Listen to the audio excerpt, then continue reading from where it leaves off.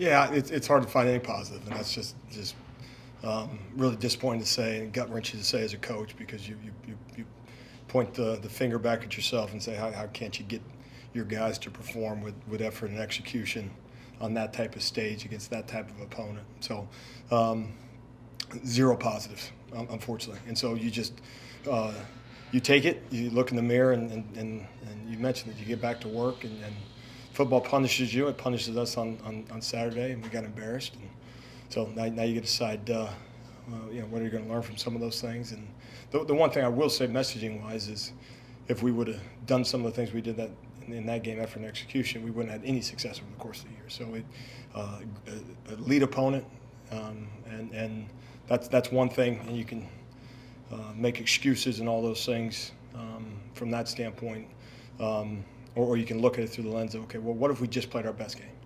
What if we just did our job with maximum effort, and see if the scoreboard goes a different way? But we didn't do those things, and you don't get redos. So, back to work this week with major messaging on those two fronts is do your job, play with effort, and to see what the score looks like at the end. Alex, is there anything to look at from a Texas Tech team, which is ranked in the top 10, is going to probably be in the college football playoff possibly? Is there anything you guys can look at as a program and say, okay, they're here, we know we're climbing there, we can maybe do some things that maybe we're not that far away from being. Yeah, I think that everybody in the country kind of does that and say, okay, what are the models as we've gone through all the changes in college football? Is there, the one-offs are tough, because you say, okay, well, they did it this way, okay, let's do it like that. Okay, well, what were the circumstances that allowed them to build a roster a certain way, which, some people have more advantages than others in those things. And then you say, okay, well, despite those, perceived advantages or disadvantages where we stand, okay, how can we do it our own way? And ultimately look at it through the lens of both from a talent acquisition standpoint, evaluation. There's not the only team in the country that spent money on good players.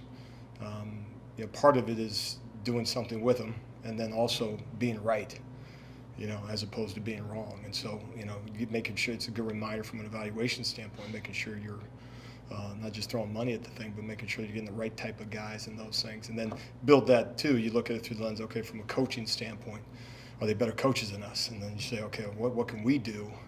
That's what you do control. And say, okay, well, how do we coach our guys better? Regardless of talent, why did Texas Tech's coaching staff get their players to play harder than the UCF coaches? And they flat did. And so that's an embarrassing thing to admit, but I got to own that. And so we got to be better. Coach, I know you mentioned the effort and just zero positives to take away from this one. But given all the injuries that you guys had, how hard is it to kind of evaluate that game, knowing the injuries and some guys you may be getting back next week? Yeah, I think I should circle back to the effort piece. Again, if we get maximum effort and fought our tails off, then I probably would sing a different song. There's some guys who are banged up that played, and we appreciate the fact that they did, and they weren't going to miss that game. And so I don't want to dismiss that by any stretch of the imagination. And also, not firing bullets at these guys either. But as a coaching staff, we got to get them to do it. We got iPads on the sideline, and we're looking at this thing in real time and saying, we need to get going here, boys. All right, they made a play. They made a sequence of plays. And we're not immune to an opponent doing that, regardless of talent level. And we couldn't right the ship, and we just didn't get that done. And so, no, you evaluate what the film is. You just do, and because otherwise it's too easy to dismiss the things you don't like, and then just move on.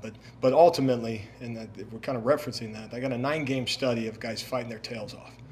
And so that's the thing is probably the only reason we can sleep at night as coaches, is I had a 9-game study, and not all perfect by no stretch of the imagination. We haven't played enough winning football. But they played, and we've come in on Sundays, and I told the guys this, I come in on Sunday, man, I'm proud of you guys. So as a group of a team, and we haven't had the success that we've wanted, and the success that I believe we'll have, but it's been a group that have enjoyed coaching, enjoyed being in the fight with on Saturdays, pick the helmet up next series, and they just go, man, and it's been cool to be around. And that's them. You'd like to take credit as a coach, but that's them. And I got a 1-game study. We didn't do those things. And so we got to lick our wounds and move on. You're facing a team this weekend that's had a tough season. There's a certain danger in that. And what is the preparation like for them? What are you seeing from them?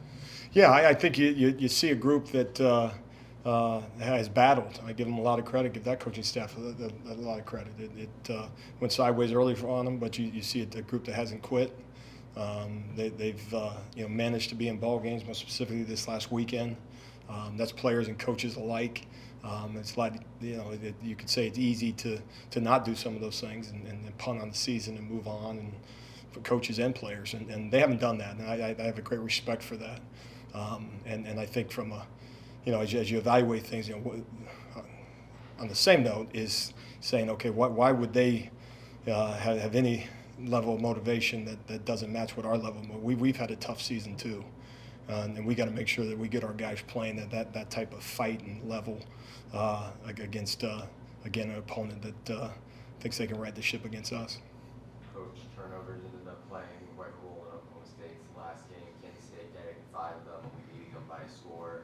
I know you preached turnovers all season, but when you look at what Oklahoma State has done offensively, just how big your turnovers are. Yeah, they're huge. They're huge, and we talked about road games last week, and I think we got one on the road all season. You're saying you just can't take weekends off. When it comes to those things. I know we're at home this week, but no, it's the number one stat, man. You look at that thing, and it has it's wins and losses, and you can circle back to that.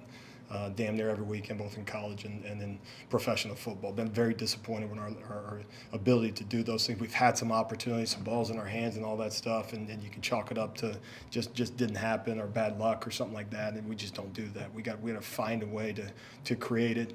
Close doesn't get it done, and so it will be a telltale this weekend, and I'll come up here every week and I'll say takeaways again. And when we get them, we got a great chance to win a football game. It's not guaranteed, but you percentage-wise, it completely tilts in your favor. And when you don't, you got to play damn near perfect. And so, yeah, they're a good example a week ago, and they're just what that takeaway count can mean.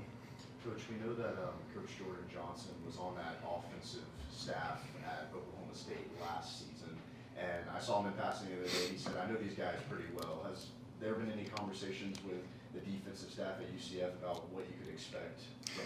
Yeah, not a lot, just simply because they've had so much change this year, and as you're going through their season and looking at, they've had to change some things up because of some injuries on offense and stuff like that, and so maybe in other years it'd probably be more of an impact, but just with, again, all the change, it's been he does a great job here, but and he would give us any secret he had, but just not much, just because of the again, the changes.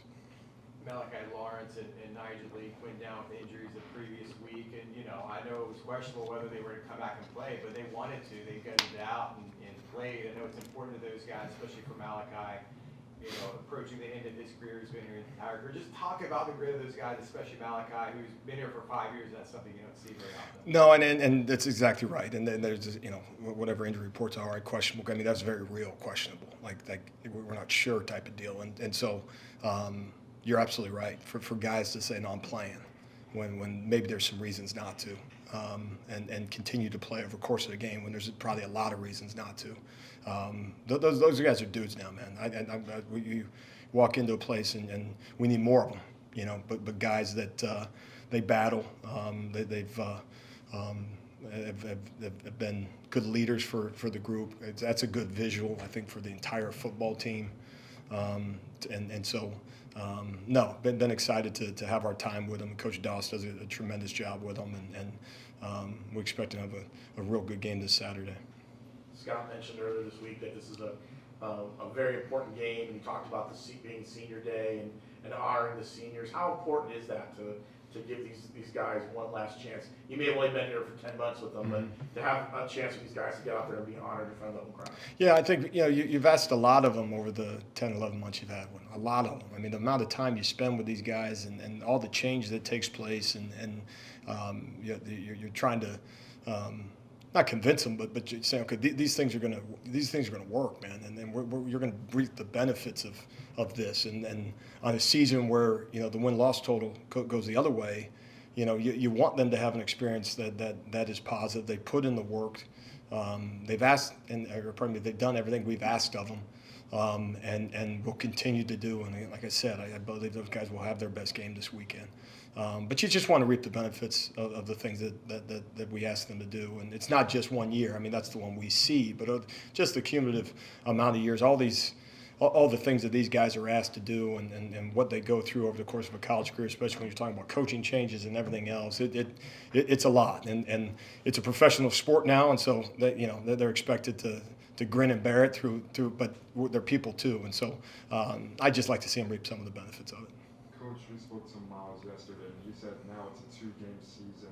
What are kind of the optics for the defense and the entire team, knowing that going into this one, it's a must-win if you want to reach ball eligibility? Yeah, I think that's just it. I think you have 12 scheduled games, and you can evaluate it after 10, and on either side of this thing. And there'll be someday around here we'll be 8-2 right now. We'll be talking about the last 2 games, and it's going to be a must-win at that moment also. And so we signed up for this, and when things don't go your way, if you take the childish approach, the immature approach, and then somehow you deflect from that and say, well, if it doesn't go my way, it doesn't matter. And it does matter. It always matters. We talked about this in this room. Sometimes you don't get the win, but the fight always matters. And so, finishing a certain way, and trying to right the ship and trying to put yourself in position to win a ball game on Saturday. That's the only one we got right now. That's what you can control. And whatever it is, 12, 13 days from now, we can't control any of it. So it's also, we're in the day and age where the video is the video, and everybody needs good video, and coaches and players alike, because it's like I said, it's a professional sport from that standpoint. We're all in a daily negotiation for jobs, right? And so, the last 2 games always matter. Yeah, to kind of follow up on that, this season it's kind of been the defense has had an outstanding season, keeping the offense in a lot of games when they've struggled to get points up on the board. You guys almost feel like another sense of urgency to kind of give one last push towards the final 2 games? Yeah, we got to play winning football defensively, and there's some really good snaps and moments, and I appreciate you saying that, but we haven't played enough winning football defensively. And I'll say it again, like you just can't be in your silo and say, well, this is fine because we did X, Y, and Z, and we throw our hands up and we did enough this week or something. Well, guess what? Last week we didn't, right? And ultimately, what the scoreboard is one side has to score 1 point than the other, and whatever they score, we got to hold them to one less. And like I may have mentioned this, we chose this life, man. As defenses, like we just don't get to do the consolation prize. It just is what it is. But no, again, I'm not going to ignore the first 9 games the guys battled. That is a critical piece to this thing, and we got to battle this weekend. In light of the changes to the game, transfer portal, et cetera, how does senior day feel different? Does it? No, it does, and it's unfortunate. I mean, if you talk about the positives of college football, and there are, and there's certainly, as you've gone through changes, it's a difficult time to ask coaches.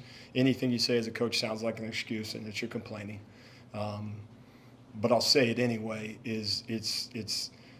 there's so much change, and at some point it will become the norm, and our rules change every 6 months, and you're trying to navigate all this stuff, and you're still talking to a group of, at some point we won't know anything different, but you're still talking to a group of coaches, by and large, at this level of football that got into coaching with the idea that you were going to recruit 18-year-old guys and you're going to develop them. There was something about you that wanted to do those things. Now, included in that, you want to win football games, right? So it's not all pie in the sky, like, just brotherly love all the time. But on the same token, there was something about you that appreciated that. And there's something about the text messages that you receive from guys that you coached for 3 years or 4 years, and the shared experience that you had over the course of time. And the reality is that that is completely wiped out. And so it's not kind of different, it's completely different. And it's frustrating to kind of be a part of sometimes. And it's one day. I mean, it's senior day. Of all the things in college football, the one thing that probably don't have, it's not appropriate to get too emotional about, the senior day is not the same way it used to be. There's other things that are probably bigger issues. But no, it is different. Now, the flip side is for a senior, a guy that very quickly doesn't get to put the pads on, guys that have played this sport understand what it's like to not be able to do that anymore. So you still recognize that.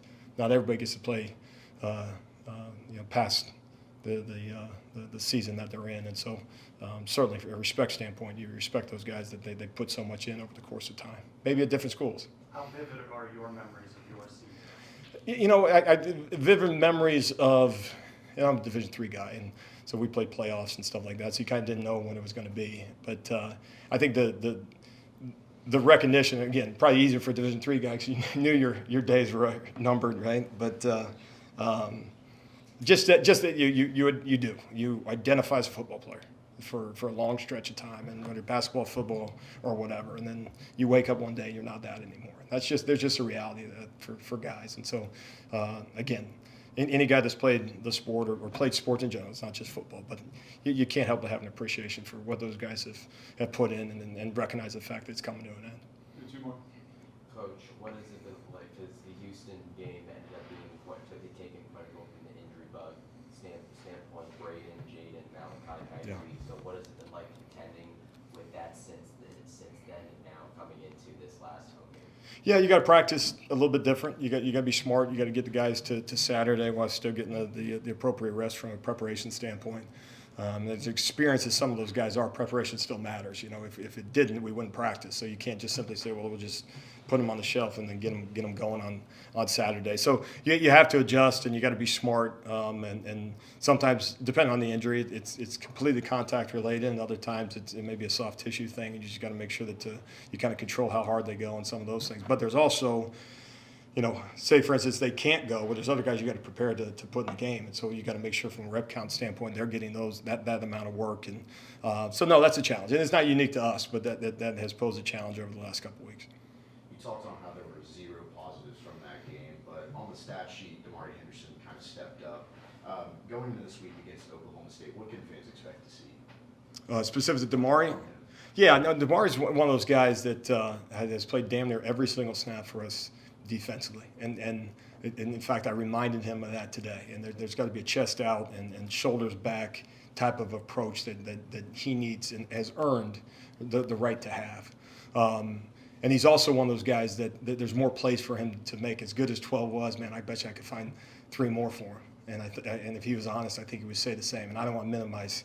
I'm sure glad he made the 12 he did, but you know, he's one of those guys that again, I give credit to that you know, from a depth standpoint, you know, Phil played every snap. Braden Marshall, until he got injured, had played every snap this season. You know, Damari, every other than in games where we're able to sub type of deal at the end of it. So, no, give him a lot of credit. No, I expect him to look like a guy that's started 10 football games. You know, it's a junior in college. You know, and run the show back there a little bit. And so, no, I'd like to see that this week. Yeah, I think what you want to see in regards to wanting to get better. Like Coach Frost mentioned, excited to get back on the field. We know we got work to do, and that's every day, and we're continuing to battle. So, yeah, good to get real first padded practice under our belt. So, you know, we're on to the next. All focus is on Oklahoma State right now, but it's good to be back on the grass.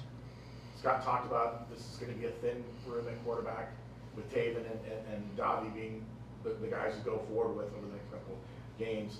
Does that change how you do anything in practice? Does that change some of your game planning because of the fact that the room is a little thin? Yeah, for sure it does. Most of them are subtle, but different plays for different guys, making sure both guys are getting the rep right and left. And, you know, it's been like that all year. I mean, it's like that for every team. I shouldn't say just us specifically. Just making sure we're ready to go and knowing that we can throw Davi in and he's got some experience under his belt, which is a good thing.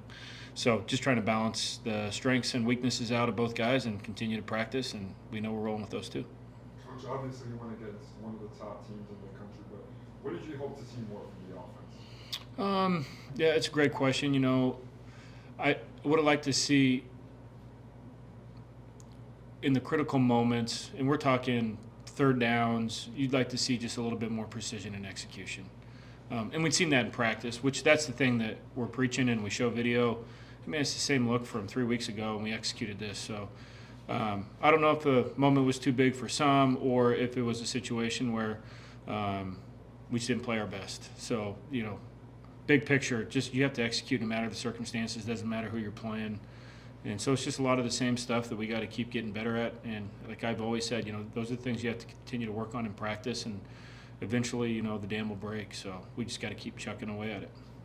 Taven, 27 of 33, 2 passes more than 20 yards. How would you describe the state of your league passing game right now? Yeah, not where we want it to be. You know, some of that's timing, some of that is fresh legs at this point in the season, depth. You add all those things up, and you're exactly right. To be explosive, you have to get some balls over the top. And we tried a couple. When you're playing against a pass rush like Texas Tech provides, like you're going to be in some situations where you do have to get the ball out quick. So we knew that we had to hit on the minimum amount of shots that we did have in the game, and we missed narrowly on a couple. Where we're at right now going into this week, those are things that we're obviously paying attention to and trying to make sure that the protection's set. We got the right guy for that spot, make sure that guy's legs are fresh, and the communication of those things. And, it's easy to get that in practice because you script it. You get in a game, you have to be able to adjust and make those things work. Not where we want it to be. That's definitely a point of emphasis because to be the explosive offense we want to be in the run game, you can back the safeties up if you're more effective in the deep passing game. Fans focus on the quarterback that may not understand what the wide receivers are doing. What more do you need to see from wide receivers this week? Yeah, big one, and this is a small detail that matters. When we look back for the football, we got to continue to run full speed. It's the classic thing. You come from high school and you're used to seeing every rotation of the ball when it leaves the quarterback's hands because you're such a better athlete compared to the competition you're playing against. So I think what we have is some younger guys that are adapting and adjusting to the speed of college football, and we've had it at times. So it's not like we don't know how to do that. It's just being consistent with those things and tracking the ball in flight, precision and route running and detail. But it's not just the receivers. It's not just the quarterback. It's not just the protection. It's all those things combined. And where we're at in the season right now, it seems like when we play on the road, we don't have the precision and detail that we need. And then sometimes at home, it all looks like it's supposed to look. So Coach Frost pulled some tape up and showed the guys doing it in spots, in the West Virginia game and going back to North Carolina game, going back to the first game of the year. And it's there, and the guys can do it. And we have full trust and faith that the guys that we got can make those plays. The quarterbacks we got can make those throws. The offensive linemen that we have can protect. And most part, guys are doing it, and you need all 11 at the same time to execute against a defense like the one we just played against. Coach, we got to see AG out there for a little bit in that Texas Tech game right there. Just what did you get a chance to see out of him with the increase in playing time, and how much do you think you learned from that? Yeah, proud of AG coming in. He's a smart kid, and he executed, which is cool to see. So, if anything, that's just a little bit more trust and faith in him. We already had trust and faith. It's just where he was in the depth and next man up mentality. Not surprised that he had some success when he got in the game. Coach Grinch just got done telling us bluntly that was an embarrassing loss, and then on the sidelines, he's thinking maybe what are the Texas Tech coaches doing better than the coaches at UCF? When you're on the sideline, what's your thought process like in a game like that? Yeah, well, I'm in the box, so I get to see probably even a little bit more. But same sentiment. One, that team flew around. And listen, man, I don't really pay attention to the offense around on the field. I got more stuff to do, so I'm not paying attention to what our defense is doing or what our special team's doing. That's just my focus is on the 11 guys we have on the field on offense. So strictly from the defensive standpoint from Texas Tech, that's a team that swarms. Yeah, they got some really good players across the board. They're very talented, but they play together.